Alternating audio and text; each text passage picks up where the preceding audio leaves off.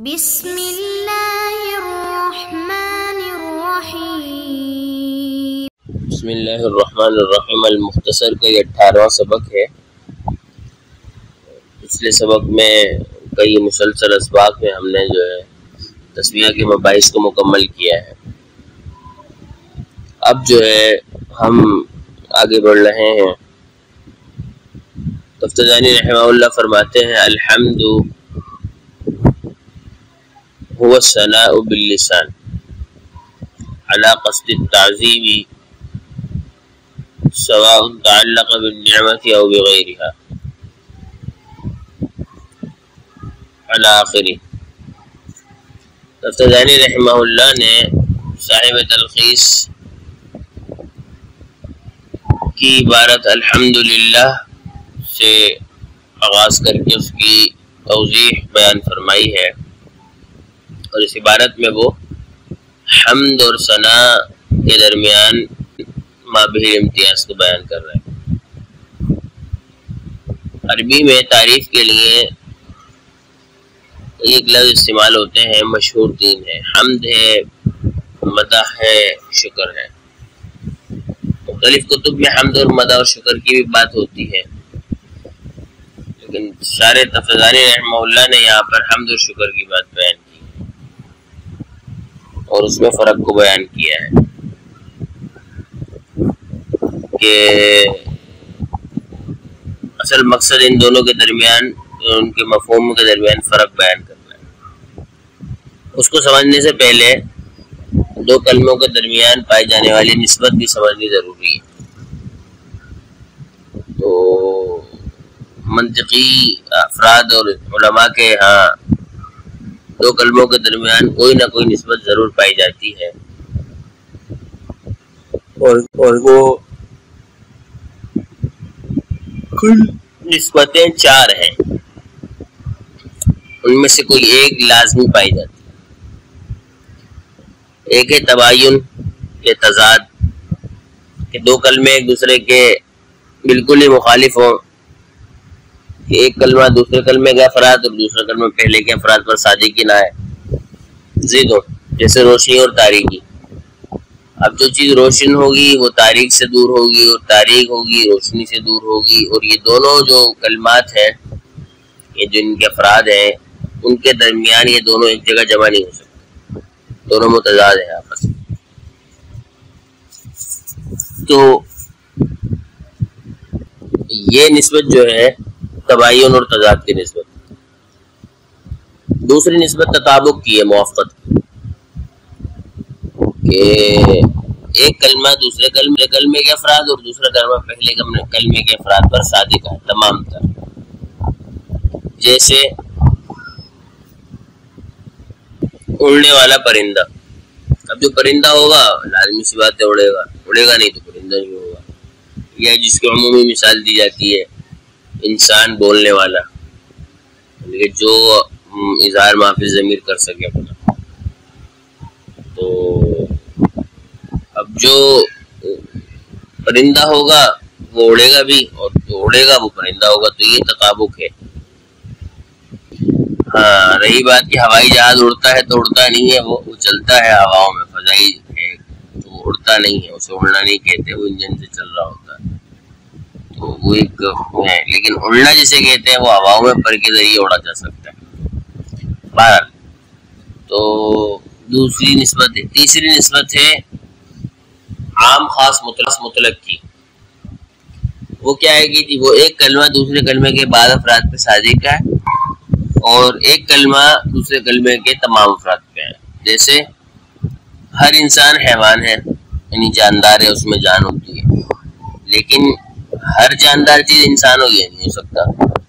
اور چوتھی جو نسبت ہے وہ عام خاص من وجہ ہے، کہ ایک کلمہ دوسرے کلمے کے باعث پہ آئے اور دوسرا کلمہ پہلے کلمے کے باعث پہ آئے۔ جیسے جاندار ہونا اور سفید ہونا۔ اب کوئی چیز جاندار ہو اور سفید ہو یہ بھی ممکن ہے، جیسے گھوڑا ہے، اور ایک حیوان ہو اور جاندار ہو اور سفید نہ ہو، جیسے کالا گھوڑا، سفید تو نہیں ہے لیکن حیوان ہے، جاندار ہے۔ اور تیسری یہ بھی صورت ہو سکتی ہے کہ ایک چیز نہ تو حیوان ہو نہ ہی سفید ہو، جیسے کالا کوا ہو گیا، سفید کپڑا ہو گیا۔ تو اب جب آپ نے یہ بات سمجھ لی کہ منطقیوں کے نزدیک ان چاروں نسبتوں میں سے کوئی ایک نسبت ضرور پائی جاتی ہے، تو اب مصنف علیہ الرحمہ یعنی تفتزانی رحمہ اللہ نے یہاں پر حمد اور شکر کے درمیان اسی فرق کو بیان فرمایا کہ ان دونوں کے درمیان نسبت کون سی، وہ کہ اس کے شارحین نے اور اس کے محشرین نے یہ وجہ بیان نہیں کری کہ یہاں پر اس کو بیان کرنے کی کیا ضرورت تھی، لیکن میری ناقص رائے کے مطابق اس میں ایک بات ہے، میں اس کو عرض کرتا ہوں، اور وہ یہ ہے کہ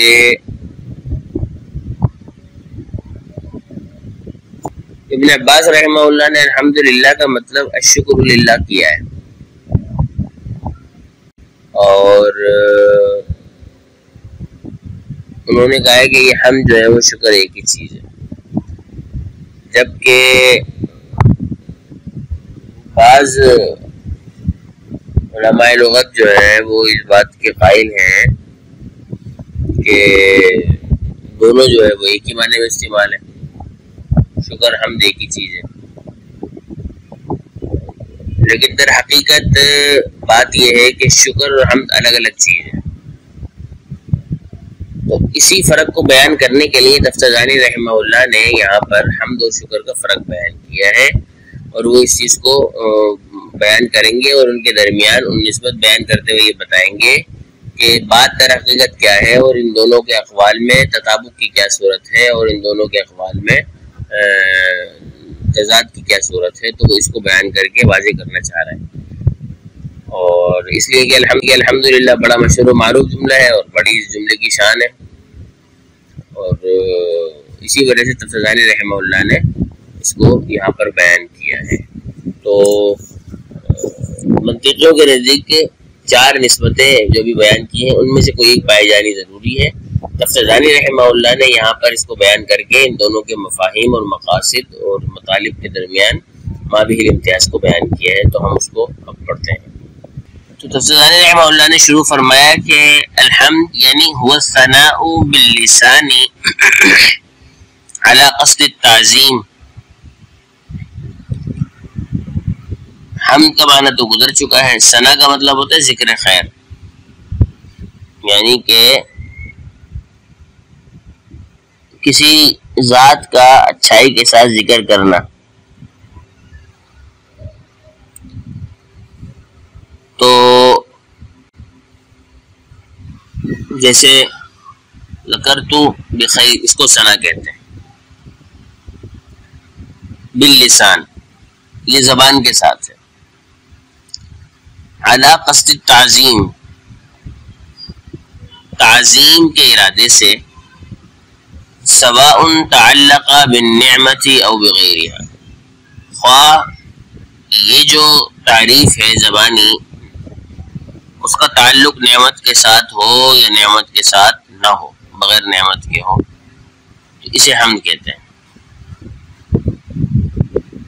اب یہاں پر پہلے چند چیزیں سمجھنی ضروری ہیں۔ ثنا کا مطلب ہوتا ہے تعریف کرنا، زبان سے ہی تعریف کرنا، لیکن اس کے باوجود تفتزانی رحمہ اللہ نے الثناء باللسان کا ہے، حالانکہ یہ کہتے ہیں کہ الثناء علی قصد التعظیم، تو مطلب وہی تھا، اور اہل عرب اور بلاغت کے قاعدے کے حساب سے بھی الثناء باللسان کے بجائے الثناء علی قصد التعظیم بہتر تھا، اس لیے کہ ایک معنی ہو چکا ہے، باللسان کا معنی ثنا میں ویسے ہی آ گیا تھا، اس کے باوجود باللسان کہا، تو یہ کیا وجہ ہے اس کی، کیا ضرورت رہی اس کی؟ تو پہلی بات یہ ہے کہ الثناء باللسان جو ہے یہ تجرید کے قبیلے سے ہے، تو تفتزانی رحمہ اللہ نے ایسا کیا ہے کہ ثنا میں جو باللسان والا معنی تھا اس کو خالی کیا، اور خالی کرنے کے بعد اس کو ظاہر کر دیا باللسان کے با کے ذریعے، تعدی کر دی اس کی اور اس کو ظاہر کر دیا، تو اس کو کہتے ہیں تجرید، کہ ایک لفظ کو آپ ایک اس کے معنی سے خالی کریں اور اس معنی کے لیے ایک اور لفظ لے کر آ جائیں. یہ کسی اہم ترین وجہ کے لیے ہوتا ہے. اور وہ یہاں وجہ کیا ہے؟ یہاں وجہ یہی بیان کرنا ہے کہ حمد اور شکر میں فرق زبان کا، یعنی حمد زبان کے ساتھ ہوتی ہے. وہ کہ ثنا میں زبان کا معنی تھا لیکن وہ پوشیدگی کے ساتھ تھا. تفتزانی رحمہ اللہ نے اس زبانی حمد کی اہمیت بیان کرنے کے لیے اللسان کو یہاں بیان کیا ہے، ثنا کو. اس کی مثال قرآن مجید فرقان حمید میں بھی موجود ہے. قرآن مجید فرقان حمید میں اللہ تبارک و تعالی نے فرمایا سبحان الذی اسری بعبدہ لیلا، کہ پاکیزہ ہے، بلند ہے وہ ذات کہ جس نے اپنے خاص بندے کو راتوں رات، یعنی رات کے کم ترین حصے میں سیر کروائی. اب اسرا کا مطلب یہی ہوتا ہے، رات میں سیر کرنا. تو اب جب رات میں سیر کرنا اسرا کا مطلب ہے تو لیلن دوبارہ کیوں لے کر آئے؟ حالانکہ لیلن کا معنی اسرا میں موجود ہے. تو علماء مفسرین نے یہاں یہی وضاحت فرمائی ہے کہ گو کے اسرا میں لیلن کا معنی موجود ہے، لیکن یہاں پر تجرید فرمایا ہے. اسرا کو تجرید سے اللہم صلی علی محمد وعلی آل محمد کما صلیت علی ابراہیم وعلی آل ابراہیم، رات والے معنی سے خالی کر دیا اور اس کے بعد لیلن کو واضح کر دیا. کیوں؟ کس لیے کیا؟ ایک خاص نقطہ کے لیے. وہ نقطہ یہ تھا کہ اسرا وہ کہ رات میں سیر کرانا ہے، لیکن کتنی رات میں، رات کے کون سے حصے میں؟ تو یہ اس میں نہیں ہوئی بات، یہ اس میں پوشیدگی تھی. تو وہاں پر اس پوشیدگی کو ختم کرنے کے لیے یہ کہا گیا کہ تجرید فرمائی، اس کے بعد لیلن واضح کر کے تنوین تنکیر لگا دی. تو معنی مفہوم یہ حاصل ہوا کہ رات کے کم ترین حصے، یعنی کہ کم ترین ساعت میں راتوں رات سیر کروائی گئی ہے، من المسجد الحرام من المسجد الاقصی. تو یہاں پر بھی تجرید ہی کا قانون لاگو کیا گیا ہے. علم بلاغت کے صنف ہے یہ تجرید. تو مقصد کیا ہے تفتزانی رحمہ اللہ کے کہ الثنا میں گو کے تعریف کی بات ہو رہی ہے زبانی، لیکن یہاں پر وضاحت یہ کرنی تھی کہ الشکر کے مقابلے میں اللسانی ہے وہ یہاں پر لے کر آئے ہیں. اسی لیے مصنف رحمہ اللہ نے ثنا کو تجرید فرمایا اور اللسان ذکر کر دیا. ایک بات تو یہ ہوگی. آگے ہے اعلیٰ. اعلیٰ یہاں مان کے معنی میں، یعنی یہ جو تعریف ہوگی یہ تعظیم کے ارادے سے ہوگی. تعظیم کے ارادے سے یہ ہوگی. مصنف رحمہ اللہ نے یہاں پر اس بات کو واضح بیان فرما دیا، کیونکہ ایک وہ تعظیم جو مذاق کے طور پر ہو اور استہزاء کے طور پر ہو تو وہ بھی ہوتی ہے، لیکن اس کو نکالنے کے لیے مصنف رحمہ اللہ نے قصد تعظیم کی شرط لگائی ہے.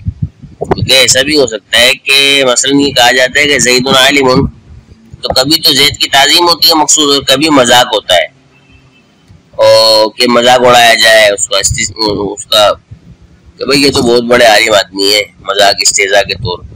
اور کبھی یہ بھی نہ تعظیم ہوتی ہے نہ ہی استہزاء ہوتا ہے. تو اب پہلی دو صورتوں میں گو کے لغت کے لحاظ سے حمد تو ہے لیکن اصطلاحاً حمد نہیں ہے، حالانکہ کلام تو ایک ہی ہے. تو اسی لیے مصنف رحمہ اللہ نے قصد تعظیم کی شرط لگائی ہے. ایک بات یہ ہوگی، یہ یوں کہی ہے، یہ اس کو یوں بیان بھی کیا جا سکتا ہے کہ حمد کی جو اعلیٰ ترین صفت ہے، اعلیٰ ترین صنف ہے، وہ ہے جو اعلیٰ وجہ تعظیم ہو. اب اعلیٰ وجہ تعظیم ہو تو چونکہ یہاں پر مقام مدح ہے یا مقام حمد ہے، لہذا یہی مراد ہے. اور استہزاء اور سخریہ کی صورت میں گو کہ حمد تو ہوتی ہے لیکن بوجہ تعظیم نہیں ہوتی، لہذا اس کو نکالنے کے لیے مصنف رحمہ اللہ نے اعلیٰ قصد تعظیم کی شرط لگائی. سوا یہ خبر مقدم ہے اور اس میں مصدر ہے استوا کے معنی میں، یعنی برابر ہے کہ یہ جو تعظیم ہے نعمت کے ساتھ ہو یا نہ ہو. دونوں صورتوں میں زبانی جو تعریف ہوگی وہ حمد کہلائے گی. تو یہاں سے مصنف رحمہ اللہ نے اب تک حمد کا معنی بیان کیا ہے.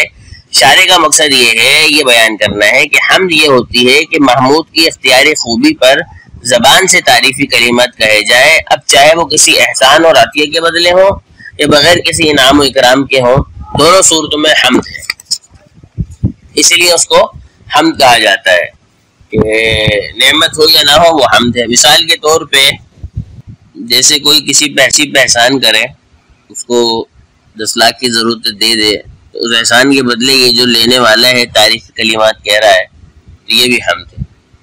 اور کبھی کبھی جو ہے وہ ایسے ہی کسی کی تعریف کر دی جائے کہ ماشاءاللہ آپ تو بہت بڑے عالم ہیں ماشاءاللہ، تعظیم کے طور پہ بغیر کسی احسان کے، بغیر کسی نعمت کے، تو یہ بھی حمد ہے۔ تو مصنف رحمہ اللہ نے یہاں تک حمد کی تعریف بیان کی ہے کہ حمد زبانی تعریف کو کہتے ہیں جو کسی کی بطور تعظیم کے کی جائے، اب چاہے وہ نعمت کے ساتھ تعلق رکھے یا تعلق نہ رکھے، اب اس میں تعظیم شرط ہے، تعظیم کے طور پہ ہوگی تو تعریف ہے، تعظیم کے طور پہ نہیں ہوگی تو تعریف وہ حمد نہیں کہلائے گی۔ حمد کے لیے ضروری ہے کہ وہ تعظیم کے ساتھ ہو۔ اس سے آگے مصنف رحمہ اللہ نے شکر کی تعریف بیان فرمائی، اور شکر کی تعریف بیان فرمانے کے بعد پھر ان میں نسبت کو بیان فرمایا ہے۔ تو ہم اپنے سبق کو یہیں اختتام کر رہے ہیں، اگلی بات کو ہم آگے بیان کریں گے، اور پھر اللسان پر ایک اور بات ہے، اس کو ہم جو ہے انشاءاللہ اگلے سبق میں بیان کریں گے۔ ہمارا توفیق اللہ۔